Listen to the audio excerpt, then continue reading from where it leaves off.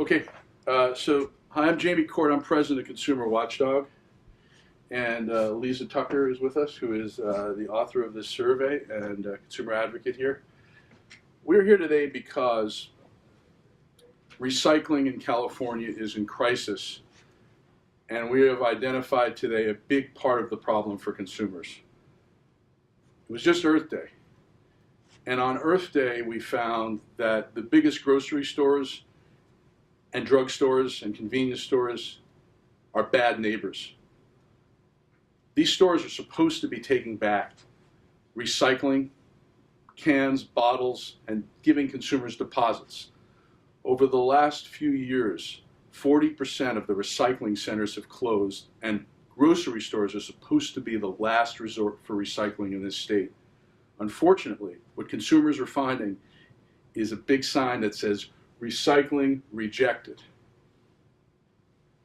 We sent a team of 2 to go to 50 grocery stores in zip codes throughout Southern California, including those of 2 state senators who were involved in legislation around recycling. And what they found was appalling. It's an Earth Day outrage that we are seeing grocery stores turning people away from returning their bottles and cans and getting a deposit when they have a legal obligation to do so. There are 3,800 grocery stores in California that are on a list kept by CalRecycle, the state agency, that are supposed to take back bottles and cans and give people their deposits. When our team visited these stores, when our teams visited these grocery stores and convenience stores, they found that 66% of the stores that are supposed to take back bottles and cans and give a refund don't do it. 2/3 of the stores surveyed, of the 50 stores surveyed in LA, refused to give back bottles and cans and deposits to the consumers who were owed it. When you plunk down a nickel or a dime in California, you are supposed to get back that deposit.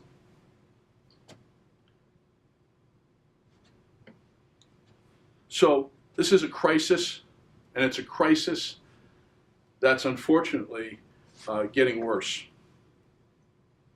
This is a list of our findings in these 50 stores in Southern California. Again, the videos were shot to demonstrate exactly how our team was treated when they tried to revisit the deposits, and Lisa Tucker is in many of those visits, so I'm going to turn it over to her to talk about the experience. Are we good on the sound? Yeah, okay. So Lisa Tucker's going to talk about the experience at these stores, but one of the big problems we face is that legislators in Sacramento haven't been focused on the lack of access at these stores and are kind of positioned to make this worse. We're on Earth Day. We should try to create greater access for consumers, and instead we have legislation being heard tomorrow by Senator Henry Stern, SB 724, that says grocery stores have to take fewer recyclables. Right now, if a grocery store cannot attract a recycling center within a half mile, they've got to take back your bottles and cans and give you money back. Senator Stern would say instead of a half mile being the radius in which grocery stores have to take back the returns if there's no recycling center, it would be a mile. That's bad because the state would not only be denying access to consumers to get their bottle deposits back, but they'd also be denying the state's invaluable revenue. A grocery store, convenience store chain can decide not to take empties back, but then they have to pay a $100 a day fine or $36,000 a year. So if SB 724 is not amended to take out this exemption for grocers, well, we're going to lose a lot of money as a state because we aren't going to get that $36,000 per store. At the same time, we're also not going to be helping people recycle.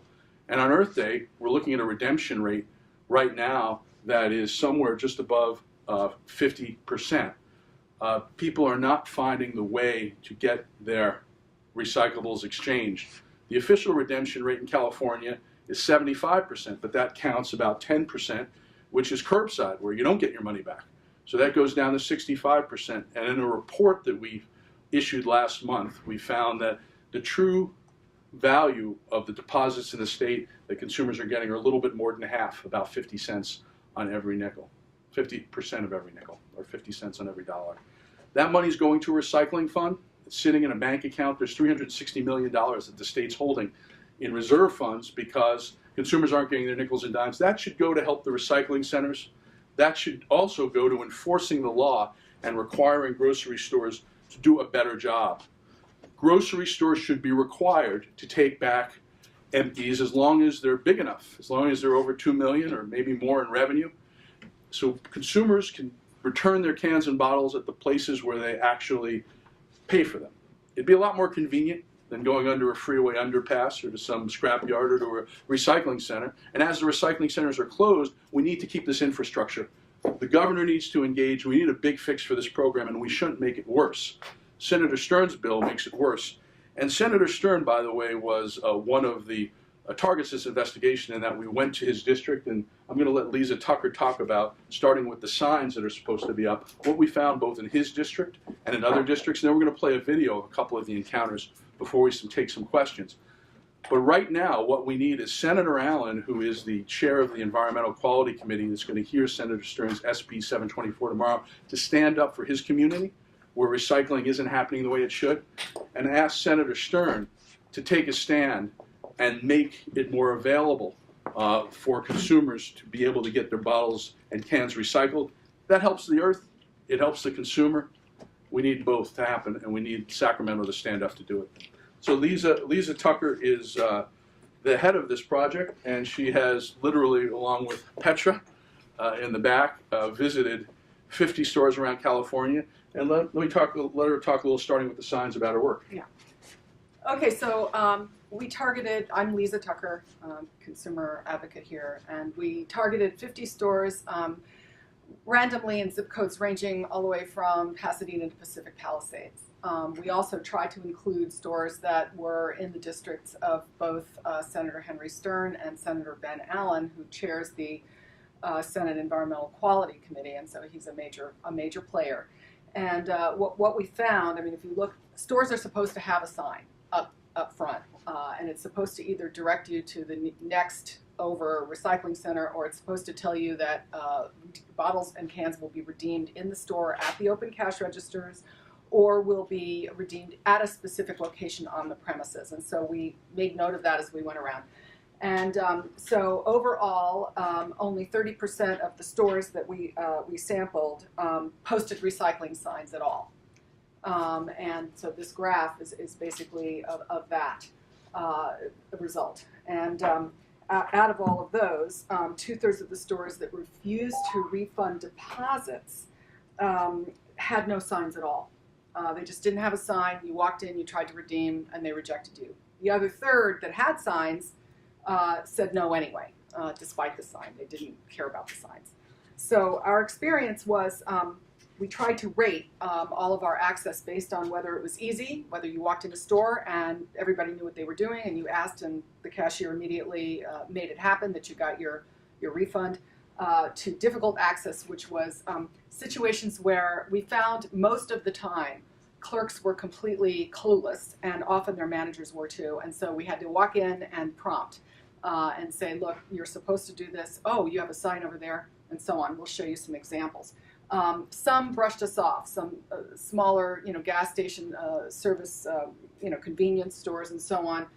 They would finally give us the refund just to brush us off. They wouldn't give us a receipt for it, but they would just give it to us because they knew they were in the wrong, but they just wanted to get rid of us as fast as possible.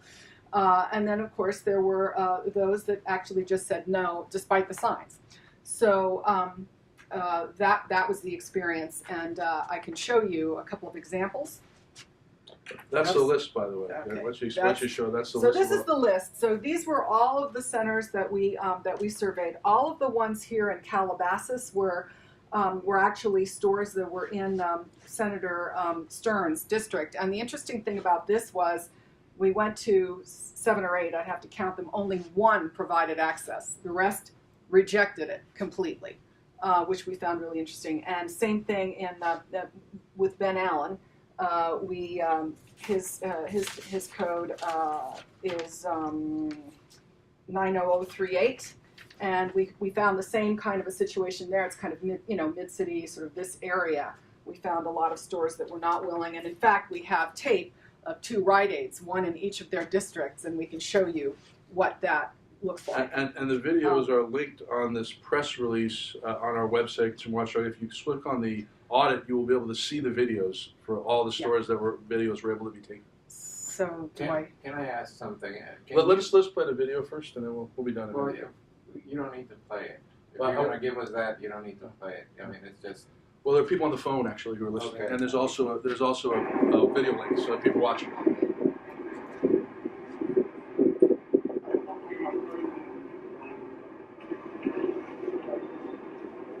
So that's the sign in the store. yeah, that's the sign on the door of the store, and this is Henry's. Really? So you have a sign right on your door? I know, but we don't do that. Did you used to do it and stop? No, Oh, so you have the sign, but you never do it? You don't? we don't. We have got the system that you put in the system. I see. So you don't even have the coding for the register? Okay. That's Ben Allen's district. That's Ben Allen's district, yeah. And then this one is Henry Stern's district.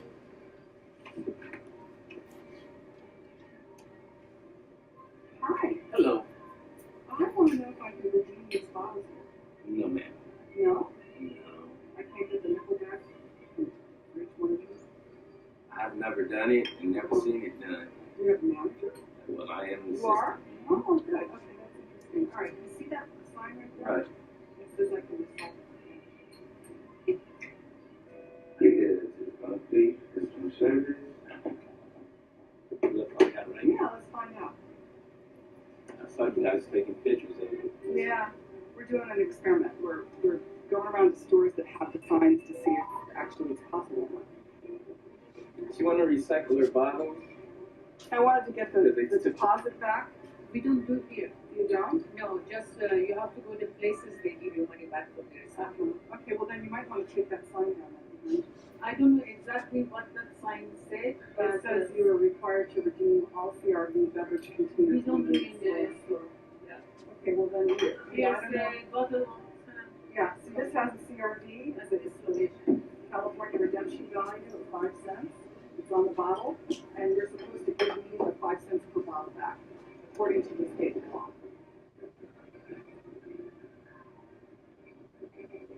Yeah, it's up there. So it's there. It's there. And like I said, I've never seen it done. Have you guys ever had anybody even come into No. the store and ask? No. How long have you two worked here? Well, I've been here for a year at this store, Okay. and she's been working. If it is, it's something just new, they put it here. But it still is supposed to be something about it, because if it was, they're supposed to tell us we have to clean this. And you've never had corporate management ever tell you anything? They've never sent you? Those are maybe because it's new in that store. I see. We have to ask because sometimes the things is too much. Yeah. They forget maybe, but Yeah. All right, So yeah. you get the idea of the nature of the video. The footnote is they directed me to Ralph's, and Ralph's next door has stopped taking all bottles and no reference to another recycling center anywhere in sight. Okay, so this is a sign that was placed at 46 Ralphs around Southern California recently, saying that Ralphs would no longer recycle, including in Henry Stern's district and Ben Allen's district. And what Lisa found when she contacted the department, Cal Recycle, was that they had no idea that Ralphs was doing this. They contacted Ralphs and saying, you're now going to have to pay $100 a day at these 46 stores, which would be $36,000 a year for each store. Yet, Ralph's has the Cal Recycle logo on it. There's no cop on this beat, there's no enforcement, and yet we're talking in Sacramento, unfortunately, about greater exemptions from these recyclers. So we're going to take questions, but what our big message here is there is a broken recycling system. Next year, redemption rates are going to fall. There are going to be fewer recycling centers. The grocery stores are going to be the provider of last resort. They've got to be providing access to consumers. Otherwise, the bottles that we deposit a nickel and a dime with, those nickels and dimes don't come back to us, and the recycling doesn't happen. At the curbside, which is favored by many legislators in Sacramento. There's a single stream blue container. Contamination is so bad that China is refusing to take our waste. Plastic is contaminated, glass is broken, it's not effective, and consumers lose their deposits. It's not the right way to go. We need a complete overhaul to go towards these European nations, to Finland, to Norway, to countries where they have high redemption rates. There's convenience at every grocery store. There's community outreach. There's education. That's what Gavin Newsom as governor needs to do to fix this recycling system. We want to work with him. But in the meantime, let's not break the system more. So we're hoping Senator Stern will amend his bill to make sure grocers have to recycle. They can't just keep turning people away in greater numbers. I'm going to see if there are any questions, and I'm going to open the line. Someone, do you have a question in the room? I was wondering if are they liable for suit if they don't abide by the rules or the laws? That's a great question. There is a system. Lisa, what's There's a system of administrative fines at the state level, but it's pretty ineffective. If they're caught, let's say, refusing when they're supposed to take them, or don't have a sign up when they're supposed to, whatever, they can be fined an administrative fine of $100 for the first time they're caught, and it kind of goes up to $1,000 maximum. But there are no fines applied, like no back fines. There's no, they're not meaningful. They're just little wrist slaps.